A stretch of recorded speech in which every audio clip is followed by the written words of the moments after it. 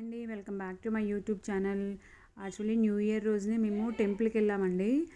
ఈ టెంపుల్ వచ్చేసి సికింద్రాబాద్ దగ్గరలో ఉంది.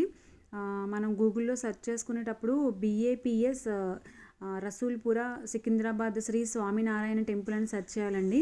ఎందుకంటే మాకు తెలియక మేము బై మిస్టేక్ ఫస్ట్ వేరే టెంపుల్కి వెళ్ళిపోయాము. తర్వాత తెలిసిన వాళ్ళు అడిగితే మనకి ఫస్ట్ BAPS అని టైప్ చేయాలని చెప్పారు.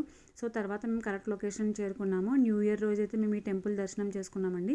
మనకి ఇక్కడ దేవుడు వచ్చేసి శ్రీ స్వామినారాయణ స్వామి. లోపలైతే మనకి ఇంకా శివుడు, పార్వతి, రాధాకృష్ణులు, విష్ణుమూర్తి, లక్ష్మీదేవి ఫొటోస్ కూడా విగ్రహాలు కూడా ఉన్నాయండి. టెంపుల్ అయితే చాలా బాగుంది. టెంపుల్ మొత్తం మనకి పాలరాయితో చెక్కబడి ఉంటుందండి.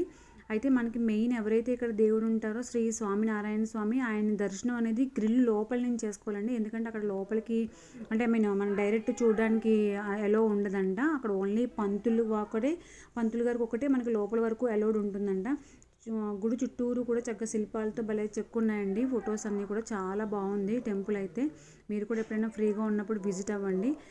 టెంపుల్ లొకేషన్ కానీ ఎవ్రీథింగ్ నేను ఇక్కడ షేర్ చేస్తానండి.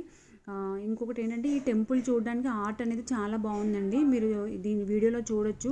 చక్కగా భలే డిజైన్తో చెక్ చేశారు. టెంపుల్ చూడడం చుట్టూరు కూడా చాలా ప్రశాంతమైన పీస్ ఆఫ్ మైండ్ వాతావరణం ఉంటుంది. మెడిటేషన్కి ఎక్కువ చాలామంది మెడిటేషన్ అనేది చేసుకుంటారంట. నేను యాక్చువల్లీ విన్నంత వరకు అక్కడ పంతులు ఒక ఆయన చెప్పారు మెడిటేషన్ చేసుకుంటారు పీస్ ఆఫ్ మైండ్తో. చాలామంది పెద్దవాళ్ళు వచ్చేసి ఈవినింగ్ ఈ టెంపుల్ దర్శనం చేసుకుంటారంటండి. ఈవినింగ్ లైటింగ్లో అయితే ఈ టెంపుల్ ఇంకా చూడడానికి చాలా బాగుంటుంది. న్యూ ఇయర్ రోజైతే మేము ఇలా శ్రీ స్వామినారాయణ అయితే మేము దర్శనం చేసుకున్నామండి.